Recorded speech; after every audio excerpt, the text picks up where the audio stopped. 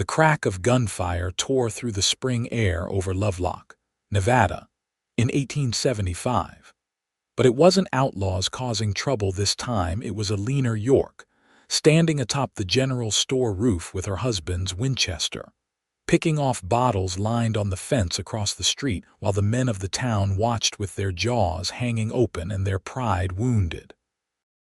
"That's 11 straight, gentlemen," Eleanor called down, her blue calico dress whipping in the wind. "Any takers for 12? Elijah York watched his wife from below, hat pushed back on his head, a smile playing on his lips while the other ranchers and merchants muttered beside him. They'd been telling him for months that he'd made a mistake, that he'd chosen wrong, that a city woman from Sacramento with soft hands and fancy ideas wasn't cut out for the harsh life of the Nevada frontier. "You married the wrong woman," Curtis Bennett said, not for the first time, spitting tobacco juice into the dust. "A pretty face don't mend fences or birth calves." Elijah's eyes never left Eleanor as she carefully reloaded. "No," he replied quietly, "I married the bravest one here." 6 months earlier, Elijah York had been one of the most eligible bachelors in Lovelock. At 32, he had built the Circle Y Ranch into one of the most prosperous cattle operations in Pershing County. His hands were calloused from hard work, his shoulders broad from years of wrestling steers, and his face weathered by sun and wind. But his hazel eyes held a softness that few people noticed, and a loneliness that even fewer recognized. When the stage coach from Sacramento brought Eleanor's father, Dr. Thomas Pierce, to town to set up a medical practice, no one expected his daughter to accompany him. Even fewer expected her to stay. But Eleanor Pierce had her own ideas about life, and they didn't include returning to California society as everyone assumed she would. "You'll be wanting to head back to Sacramento before winter, I imagine," Elijah had said when they first met at the town's Founders' Day dance. "This country gets harsh when the snow flies." Eleanor's green eyes had sparked with amusement. "Are you trying to frighten me, Mr. York? Because I should warn you I don't frighten easily." "No, madam, just stating facts." "Well, here's another fact for you," she'd replied, smoothing her emerald silk dress. "I've come to stay. Father needs assistance with his practice, and I've had enough of Sacramento dandies to last a lifetime." Elijah had been intrigued but cautious. A woman like Eleanor, educated, cultured, and startlingly beautiful, seemed out of place in Lovelock, like a thoroughbred in a corral of mustangs. Her chestnut hair was always perfectly arranged, her speech refined, her manners impeccable. The women of Lovelock eyed her with suspicion, the men with open admiration.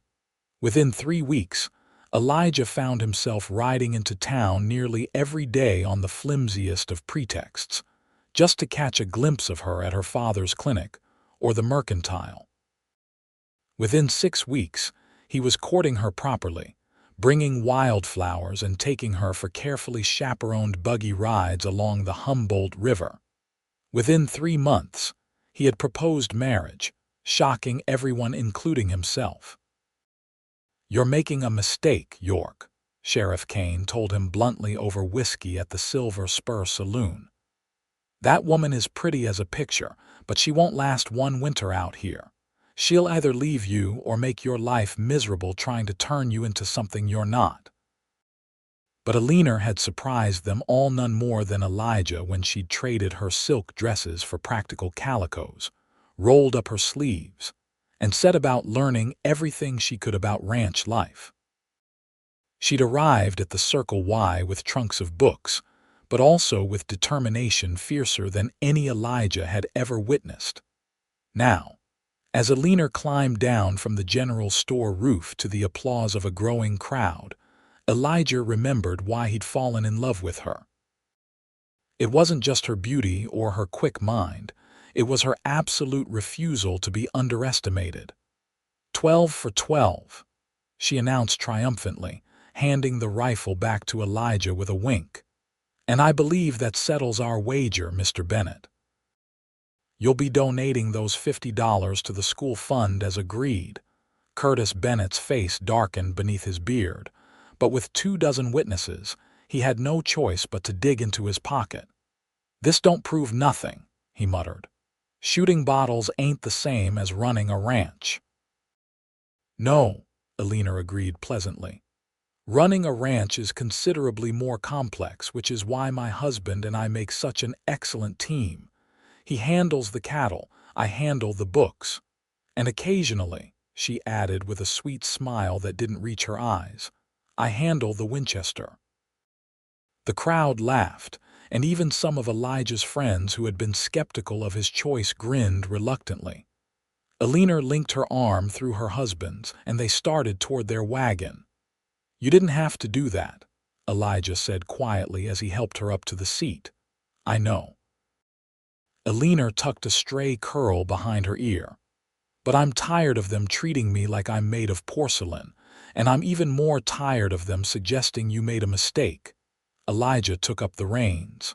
"I've never thought that, not for 1 minute. Good. Because I would hate to have to prove myself to my own husband." He laughed and urged the horses forward. "Mrs. York, I believe you've been proving yourself to me since the day we met, and I suspect you'll continue to do so for many years to come." Eleanor smiled, but as they left town behind, her expression grew serious. "They won't ever fully accept me, will they? The women here think I'm putting on airs, and the men think I'm playing at being a rancher's wife." "Give them time," Elijah said. "Folks around here are slow to change, but they're fair-minded when it comes down to it." He hesitated. "Do you regret it? Coming here, marrying me?" Eleanor's hand found his on the seat between them. "Not for a moment. Sacramento was suffocating me with its rules and expectations. Here I can breathe. Here I can be myself." As the wagon crested the hill overlooking the Circle Y, they both paused to admire the view. The ranch house, small but sturdy, stood against the backdrop of the distant mountains.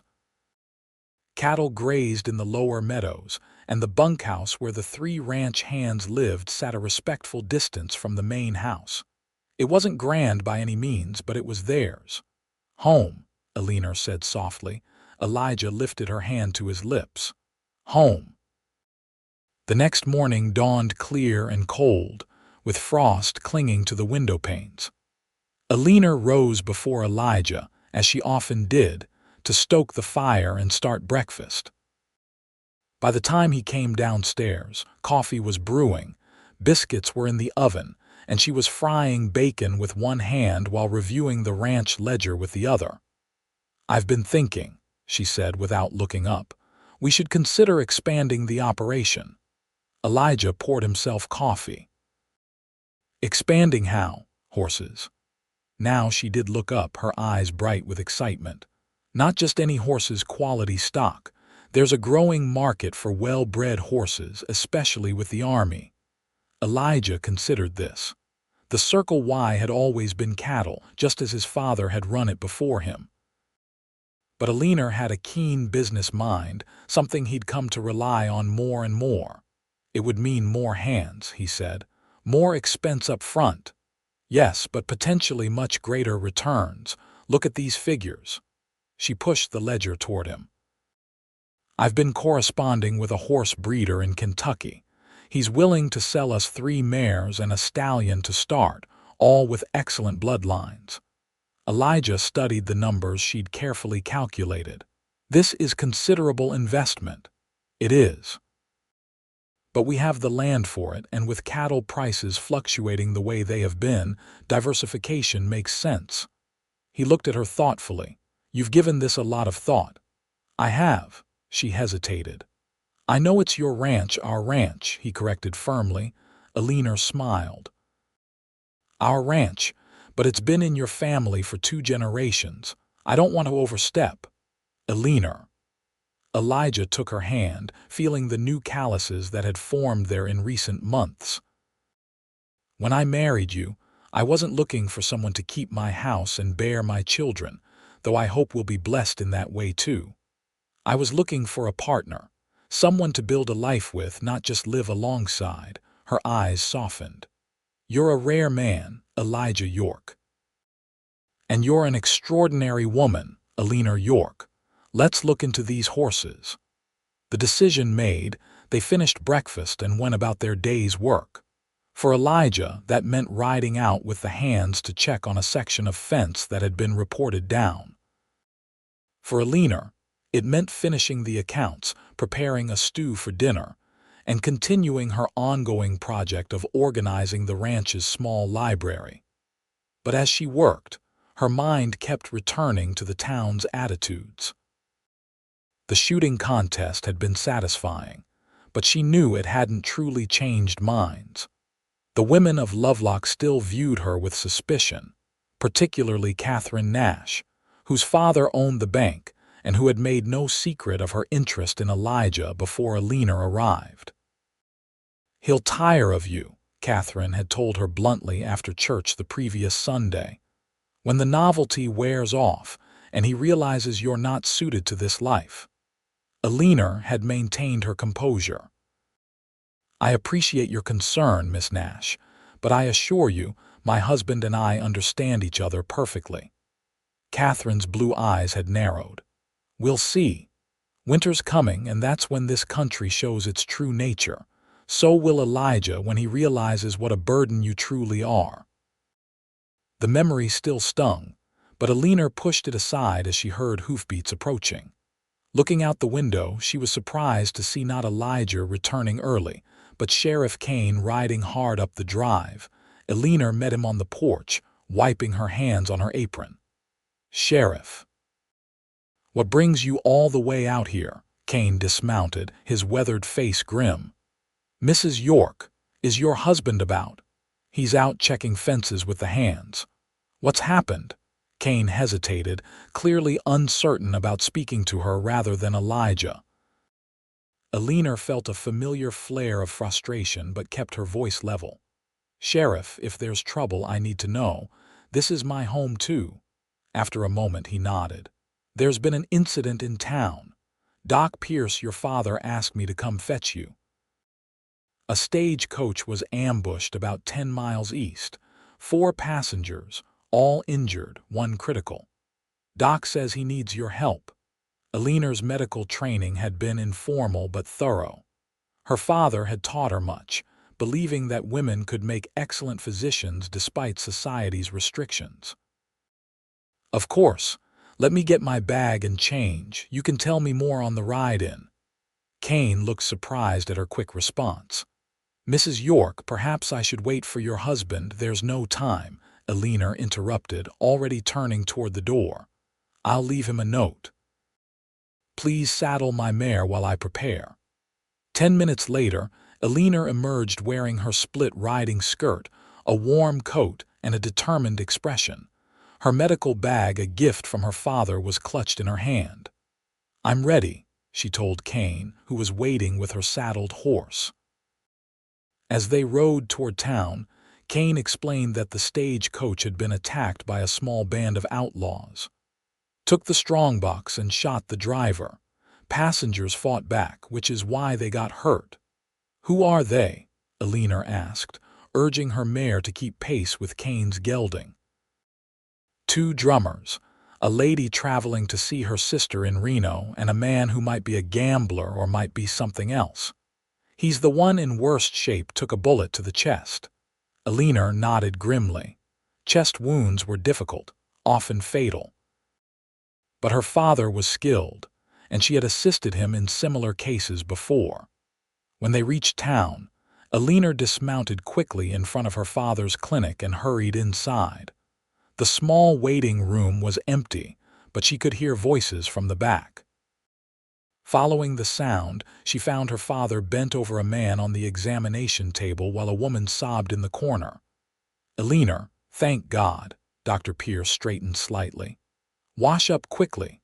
I need another pair of hands." Eleanor shed her coat, rolled up her sleeves, and scrubbed at the basin. "What have we got, Father?" Dr. Pierce's voice shifted into the clinical tone he used when teaching her. Male, approximately 40 years old, gunshot wound to the right chest. Bullet entered between the fourth and fifth ribs. No exit wound. He's lost a significant amount of blood, but the bleeding has slowed. Breathing labored, pulse weak but regular. Eleanor moved to the table and assessed the patient herself.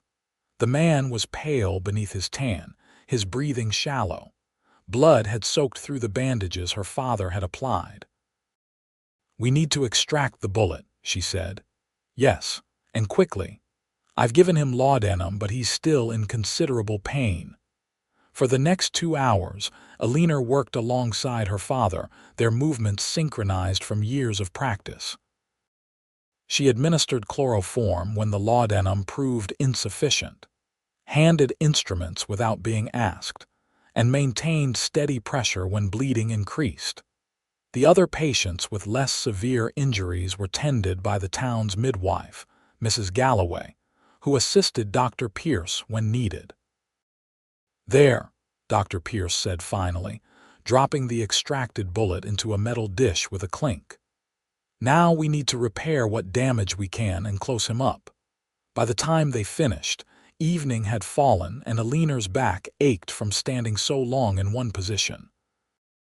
Her father looked exhausted as he washed blood from his hands. "You did well," he told her. "Very well indeed. I couldn't have saved him without you." "Will he survive?" Dr. Pierce sighed. "If infection doesn't set in, yes. The next 48 hours will tell." Eleanor nodded and began cleaning the instruments. "I should get back to the ranch. Elijah will be worried." "Nonsense. It's dark already and you're exhausted.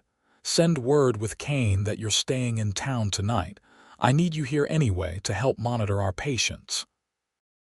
Eleanor hesitated, torn between duty to her father's patients and concern about Elijah. But her father was right, riding back to the ranch alone at night would be foolish, and the wounded needed careful watching. "All right," she agreed. "I'll ask Sheriff Kane to get word to Elijah." But as she stepped into the waiting room, she found not Kane but Elijah himself, hat in hand, worry etched on his face. "Eleanor." He crossed to her in 2 strides, taking in her blood-stained apron and tired eyes. "Are you all right? Kane told me what happened." "I'm fine," she assured him, leaning into his embrace. "Just tired.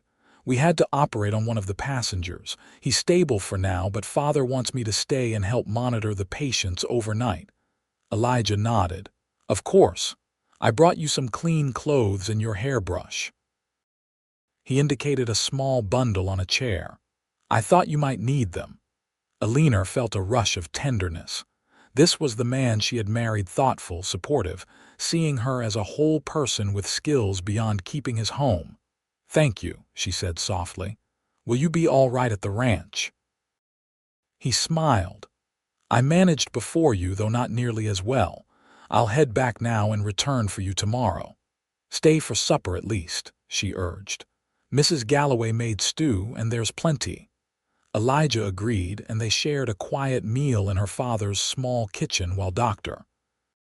Pierce checked on his patients. It was a brief respite in a chaotic day, and Eleanor treasured it. As Elijah prepared to leave, they stepped onto the clinic's porch. The main street of Lovelock was quiet, most businesses closed for the evening. Only the saloon showed signs of life, light and music spilling from its doors. "Be careful riding home," Eleanor said, adjusting his scarf against the cold night air. "Always am." He tipped her chin up and kissed her gently. "You be careful too. Town's got more eyes than the ranch." She knew what he meant. In Lovelock, her every move was scrutinized, her every action judged. "I can handle a few wagging tongues," she assured him. Elijah smiled. "I know you can. That's one of the reasons I love you." After he rode away, Eleanor returned inside to find Catherine Nash had arrived, ostensibly to bring food for the injured travelers, but clearly curious about the dramatic events. "Eleanor," Catherine greeted her with a smile that didn't reach her eyes. "How charitable of you to assist your father." Eleanor maintained her composure. "It's hardly charity to help save lives, Catherine." "Of course not." Catherine smoothed her expensive dress. "I just meant it must be difficult being pulled between your duties as a wife and whatever this is." "My husband understands the value of what I do here." Catherine's smile turned pitying. "Men are accommodating when marriages are new, but eventually they expect a wife to be a wife, not a doctor's assistant." Before Eleanor could respond, one of the patients called out in pain and she excused herself, grateful for the interruption. But Catherine's words lingered, feeding doubts Eleanor had tried to suppress. Was she neglecting her role as Elijah's wife? Would he eventually resent her divided attention? The night passed slowly. Eleanor dozed in a chair between checking on patients, particularly the man with the chest wound who developed a fever around midnight. By morning, she was exhausted but satisfied that all 4 patients were stable. Her father insisted she rest before returning to the ranch, so it was mid-afternoon when Elijah arrived to collect her. To her surprise, he wasn't alone. Curtis Bennett and several other ranchers rode with him. "What's happening?" she asked as she joined them outside the clinic. Elijah's expression was grim. "The men who attacked the stagecoach, Sheriff Kane tracked them to Donner's Canyon. He's putting together a posse." Eleanor felt a chill that had nothing to do with the autumn air. "You're going after them?" It wasn't a question, but Elijah nodded anyway. "Those men need to be brought to justice. And there's concern they might hit another stage or even start raiding ranches." She wanted to protest, to beg him not to go, but she knew this was part of life in the West. Men like Elijah didn't stand by when danger threatened their community. "When do you leave?" "Within the hour. I came to take you home first." The ride back to the Circle Y was mostly silent, both lost in their thoughts. Only when they reached the ranch did Eleanor speak her fears aloud. "Promise me you'll be careful. These men have already shown they're willing to kill." Elijah helped her down from her horse, his hands lingering on her waist. "I promise. We're bringing plenty of men and Kane knows what he's doing." Eleanor nodded, fighting back tears. "How long will you be gone?" 3 days, maybe 4. "No longer than that." They walked to the house hand in hand.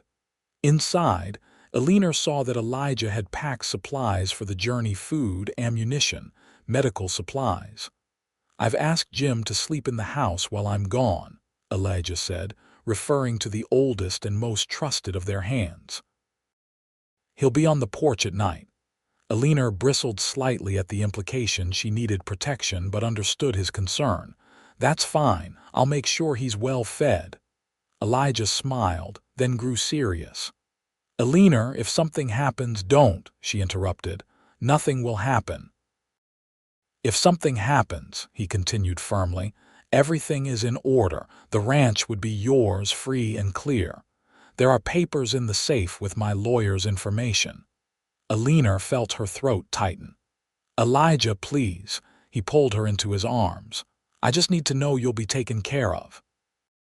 That all of this," he gestured around them, "will still be yours, no matter what." She buried her face against his chest, inhaling the familiar scent of him: leather, tobacco, and the faint hint of shaving soap. "The only thing I need is for you to come home." Their goodbye was too brief. Eleanor stood on the porch watching until Elijah and the posse disappeared over the ridge, a knot of fear tight in her stomach. Then she squared her shoulders and went inside. There was work to be done, and dwelling on fears wouldn't help anyone. The days of Elijah's absence stretched interminably. Eleanor threw herself into ranch work, riding out with the remaining hands to check on cattle, inspecting fences, and keeping the books meticulously updated. At night, she wrote detailed letters to the Kentucky horse breeder, refining their plans for the new venture. On the 3rd day, Snow began to fall lightly at first, then with increasing intensity. By evening, the world outside was white and still no sign of the posse. "They'll have holed up somewhere to wait out the weather," Jim reassured her as they ate supper. "Sheriff Kane's too smart to travel in this." Eleanor nodded, trying to take comfort in his words. "Of course. That makes sense." But as the fourth day dawned with the snow still falling and the fifth day came with no word, her anxiety grew. On the sixth day, with nearly a foot of snow on the ground and more falling, Eleanor made a decision. "I'm going to town," she announced to Jim over breakfast. The weathered cowboy looked at her as if she'd lost her mind. "Madam, you can't. The snow's too deep and there's more coming." "I can and I will. Something's wrong. They should have been back by now. I need to find out what's happening." Jim shook his head. "Mr. York would have my hide if I let you ride out in this." "Mr. York isn't here," Eleanor said firmly, "and I don't require permission. I'm going, Jim. Either help me prepare or stay out of my way." Seeing her determination, Jim reluctantly agreed to accompany her. They saddled the strongest horses, packed supplies, and set out for the long, cold ride to Lovelock. The journey that normally took less than 2 hours stretched to almost 5. The horses struggled through drifts, and the biting wind made conversation impossible. By the time they reached town, Eleanor's face was numb with cold despite the scarf wrapped around it. They headed straight for the sheriff's office, but found it empty. The deputy, a young man named Tucker, was stoking the stove when they entered. "Mrs. York," he exclaimed, clearly shocked to see her. "What in heaven's name are you doing out in this weather?" "Looking for my husband," Eleanor said, unwrapping her scarf with stiff fingers. "The posse should have been back days ago." Tucker's expression confirmed her worst fears. "They ain't back yet. We're starting to worry too." "What do we know? When was the last time anyone heard from them?" "Ryder came in yesterday from Miller's Station, that's about halfway to Donner's Canyon. Said the posse passed through 4 days ago, heading back this way. They'd caught 2 of the outlaws, but 3 more were still on the loose." Eleanor absorbed this information. "So they should have been here by now." "Yes, madam, unless the weather slowed them down real bad. Or unless something else happened." Eleanor removed her gloves and warmed her hands by the stove. "Is anyone organizing a search party?" Tucker shifted uncomfortably. "Well, madam, in this weather." "I see." Eleanor straightened. "Then I'll organize one myself." The young deputy looked alarmed. "Mrs. York, you can't just—" "I absolutely can, Deputy Tucker. Those men have husbands, brothers, sons in that posse. I imagine they'll be willing to ride out if someone takes the lead." Before Tucker could protest further, the door opened, bringing a blast of cold air and Sheriff Kane. For a moment, Eleanor's heart leapt with hope that Elijah might be with him, but Kane was alone, his expression grim. "Mrs. York," he said, removing his snow-covered hat. "I was just coming to find you." Eleanor felt the blood drain from her face. "You have news," Kane nodded. "The posse ran into trouble, ambush about 15 miles out. They're holed up in an old line shack, several wounded." "Elijah." The name came out as barely more than a whisper. "Alive, last I heard. Took a bullet in the shoulder. Miller's boy managed to slip past the outlaws and bring word." Kane's face was somber. "But they're in a bad spot. Surrounded, low on ammunition, and at least 3 men injured with this weather." Eleanor forced herself to think clearly despite the fear threatening to overwhelm her. "They need help, medical help and men." "Yes, madam, they do. I'm gathering volunteers now, but it's slow going. This storm's got folks scared to leave their homes." "I'm coming with you." Kane's eyebrows shot up. "Now hold on, my husband is injured and I have medical training," Eleanor said firmly. "You need me, Sheriff." "Mrs. York, this is no place for a woman," Eleanor interrupted, her voice sharp. "Perhaps not." But it is precisely the place for a doctor's daughter who knows how to treat gunshot wounds, and for a wife who refuses to sit at home while her husband bleeds in some frozen shack. Kane studied her, clearly weighing his options. Finally, he sighed. "Your father's coming too. We leave in an hour from the livery. Dress warm and bring whatever medical supplies you can carry." Eleanor nodded, already planning. "I'll be ready." An hour later, a group of 12 men and Eleanor gathered at the livery stable. The snow had finally stopped, but the temperature was dropping rapidly as night approached. Dr. Pierce had arrived with his medical bag and extra supplies, his face lined with worry for both the injured men and his daughter. "Eleanor, are you certain about this?" he asked quietly as they prepared their horses. "I've never been more certain of anything," she replied, checking the saddle cinch. "I can't stay behind, Father, I just can't," he nodded, understanding in his eyes. "Then we go together." The rescue party set out as the last light faded from the sky. Sheriff Kane had brought 2 men who knew the territory well, including a half-Paiute scout named Thomas, who could track in conditions that would baffle most men. They rode through the night, stopping only briefly to rest the horses.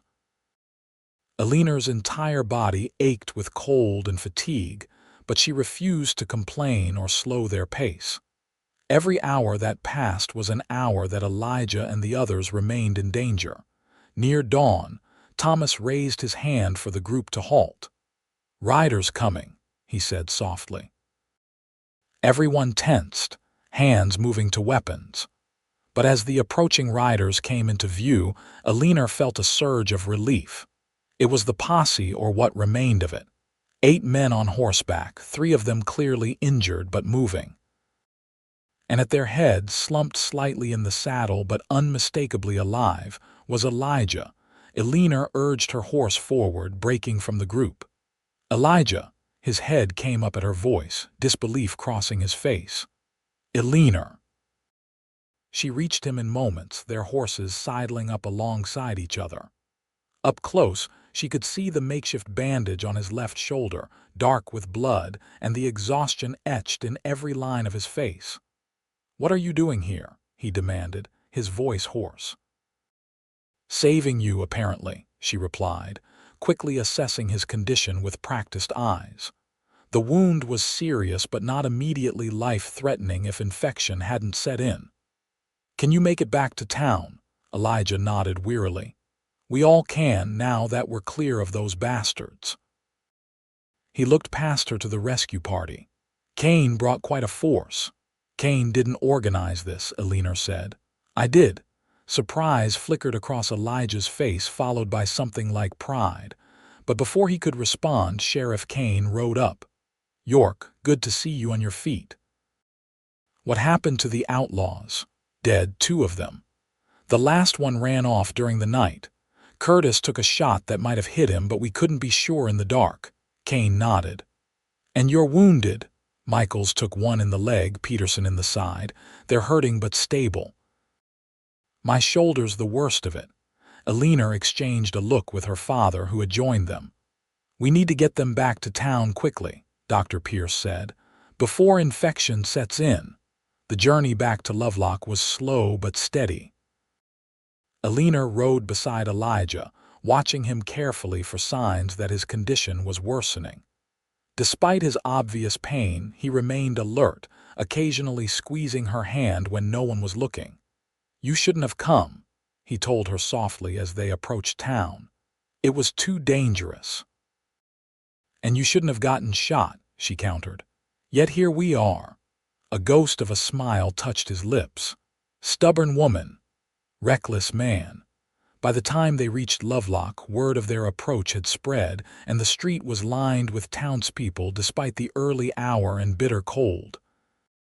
Women rushed to greet returning husbands, and Dr. Pierce was immediately busy directing the wounded to his clinic.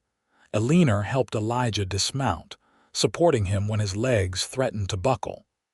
"Straight to the clinic," she said firmly. "That wound needs proper cleaning and stitching." He didn't argue, which told her more about his condition than words could have. With Jim's help, she got Elijah to the clinic and onto an examination table. "Eleanor," her father called from across the room where he was examining Peterson.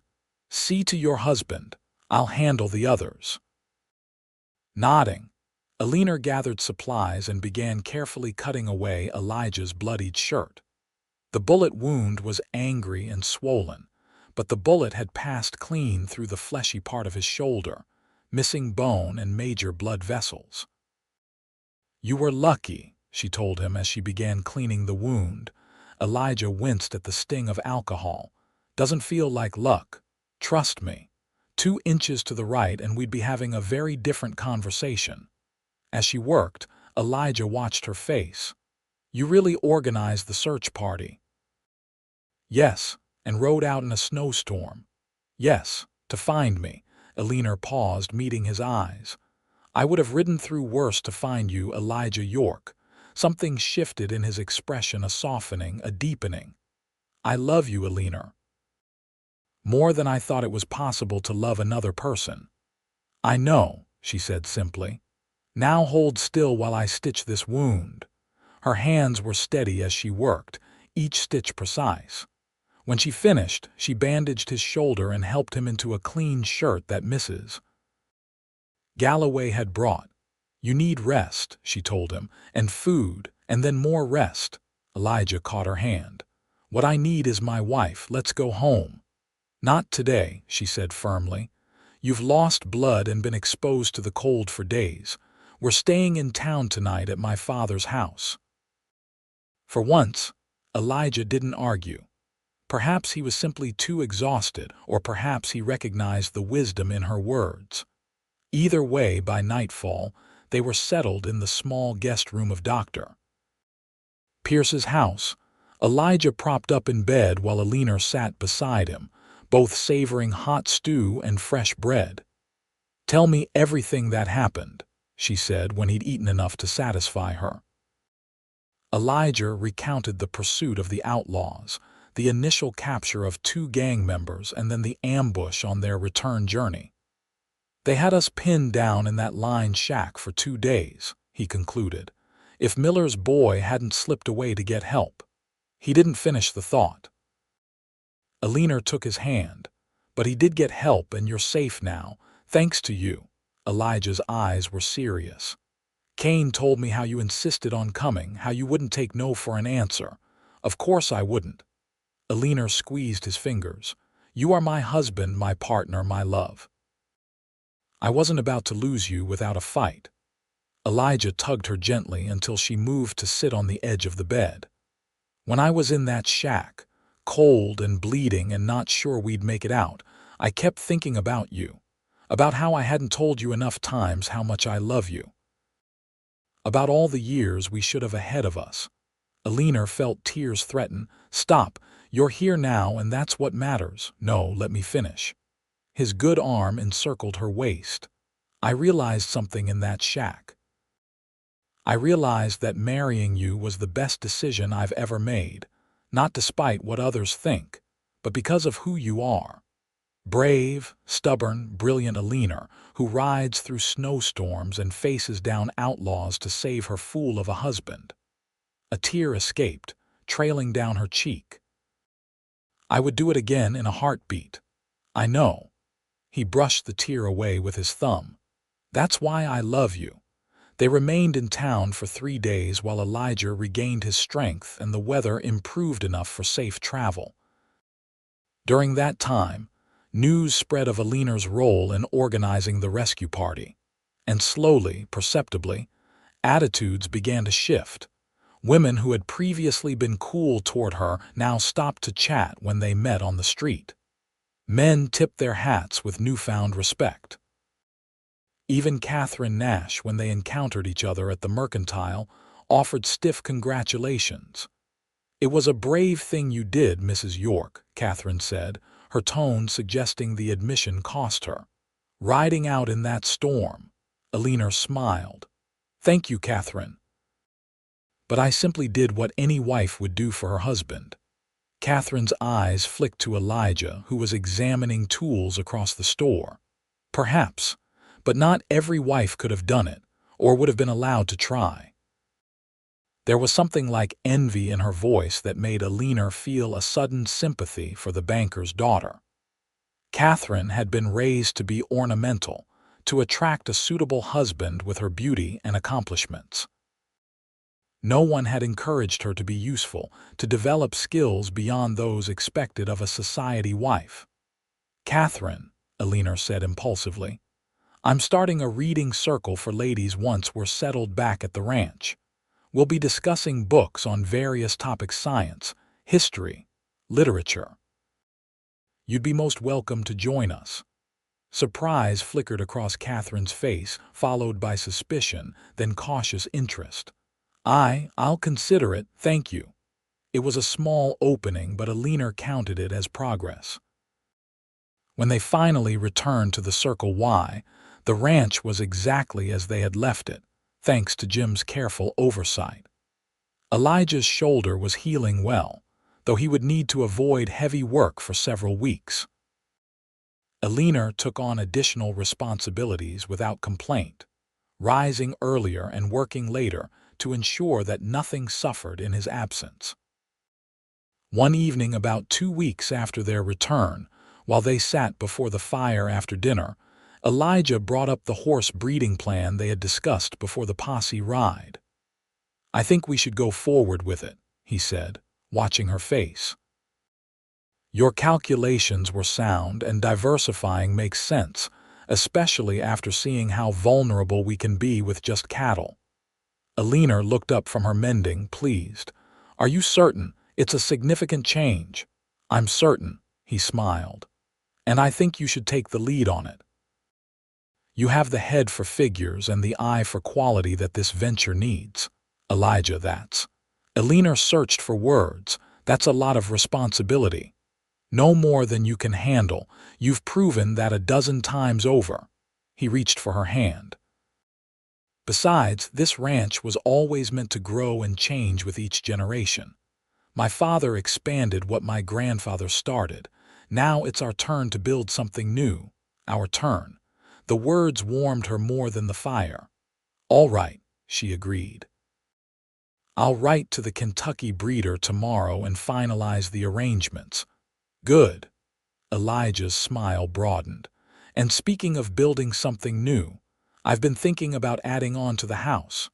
A proper library for all your books, maybe a larger kitchen since you enjoy cooking so much. And—" He hesitated, a hint of shyness crossing his face, "perhaps a nursery." Eleanor's breath caught.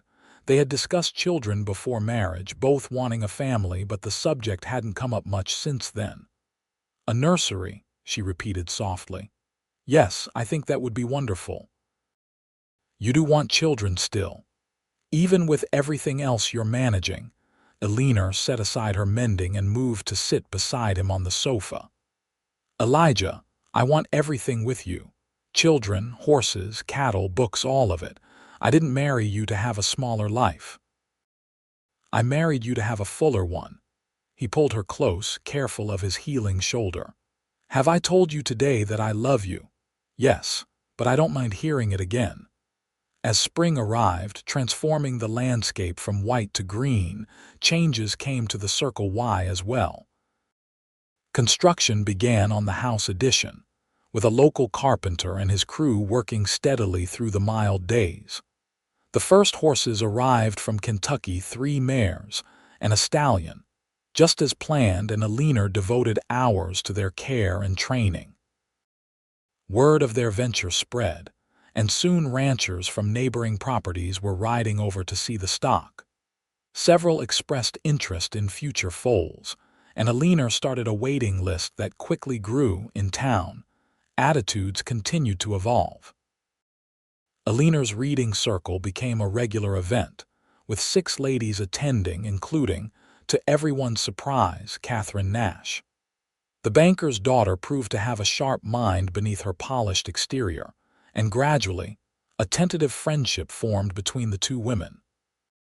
"I misjudged you," Catherine admitted during one visit to the ranch. I thought you were playing at being a rancher's wife. I didn't understand that you could be both educated and capable of this life." Eleanor appreciated the honesty. "Many people misjudged me. And perhaps I misjudged some of you as well. I came here thinking I'd have to prove myself constantly." "Oh, you did have to prove yourself," Catherine said with a laugh. "But you've done it so thoroughly that no one dares question you now. Riding out in that blizzard to rescue your husband rather sealed your reputation." In June, as the house addition neared completion, Eleanor confirmed what she had suspected for several weeks. She was expecting a child. When she told Elijah, his face transformed with such joy that she felt tears spring to her eyes. "When?" he asked, hands gentle on her still flat stomach. "December, the doctor thinks. A winter baby," Elijah laughed. "Perfect. We'll be snowed in with nothing to do but admire our child." The news spread quickly, as news does in small communities. Gifts began arriving at the ranch: a handmade quilt from Mrs. Galloway, a silver cup from Catherine and her father, a tiny pair of boots from the leather worker in town. But the most surprising reaction came from Curtis Bennett, who had been among the most vocal critics of Eleanor's suitability as a rancher's wife. He rode out to the Circle Y one afternoon, ostensibly to discuss buying one of their future foals, but clearly with something else on his mind. As Elijah showed him the new horses, Curtis cleared his throat awkwardly. "Here, congratulations are in order, York. The missus is expecting." "Yes, she is," Elijah confirmed, pride evident in his voice. Curtis nodded, shifting his weight. "Listen, I owe you both an apology, especially Mrs. York. I was wrong about her, dead wrong. What she did this winter, coming after us like that, well, not many women would have done it, not many men either, if I'm being honest." Elijah accepted the apology with grace. "Eleanor's not like anyone else I've ever known. That's why I married her." Later, he recounted the conversation to Eleanor as they sat on the new porch swing he'd installed as a surprise for her. "So Curtis Bennett has finally admitted he was wrong," she mused, smiling. "I never thought I'd see the day." Elijah chuckled. It nearly choked him to say it, but he managed. "And he's not the only one who's changed his tune. Sheriff Kane was singing your praises at the town meeting last week. Said if more women had your spirit, the West would be settled twice as fast." Eleanor leaned her head against his shoulder, her hand resting on her slightly rounded belly. "I don't need their approval, you know. I only ever needed yours. And I've approved from the first moment I met you," Elijah reminded her, "even when I thought you'd be heading back to Sacramento at the first sign of trouble. As if Sacramento could offer me anything compared to this." She gestured toward the ranch spread out before them, the cattle grazing in the distance, the new stable where their horses were housed, the garden she'd expanded to feed them through the coming winter. "This is home, Elijah, our home." Elijah's arm tightened around her. "You know, I still hear it sometimes when I'm in town. Whispers about how I married the wrong woman, how a refined city girl like you can't possibly be happy out here in the middle of nowhere." Eleanor smiled. "And what do you tell them?" "I tell them the truth." He turned to look into her eyes. "I tell them no, I married the bravest one here." On a crisp December morning, as the first light of dawn painted the snow-covered landscape in shades of pink and gold, Eleanor York gave birth to a son. The labor had been long and difficult, but Dr. Pierce, who had ridden out through the snow when Elijah's frantic message reached him, declared both mother and child healthy. "He's perfect," Eleanor whispered, cradling the tiny bundle against her chest. "Look what we made, Elijah." Elijah sat on the edge of the bed, one arm around Eleanor, the other hand gently touching his son's downy head. "He's beautiful, just like his mother." They named him Thomas, after Eleanor's father, with James as his middle name in honor of faithful Jim, who had ridden through a brewing storm to fetch the doctor. As news of the birth spread, visitors began arriving at the ranch despite the winter conditions. They brought gifts and well wishes, but also a newfound respect for the woman who had not only survived but thrived in this harsh environment. Catherine Nash, now engaged to a lawyer from Reno whom she had met through Eleanor's reading circle, brought a silver rattle and stayed for tea. "He's going to be strong like his father and clever like his mother," she predicted, watching Eleanor nurse the infant with practiced ease. "The best of both of you." "That's what we hope," Eleanor agreed. "Though I suspect he'll have his father's stubbornness as well," Catherine laughed. "As if you're not equally stubborn, Eleanor York. It's why you've succeeded out here when everyone said you couldn't." Even Curtis Bennett made an appearance, bringing a handcrafted wooden rocking horse that his own father had made years ago. "For when the boy's a bit older," he explained gruffly. "Every ranch child needs a horse to start with." As the winter deepened into January, the Circle Y settled into a new rhythm.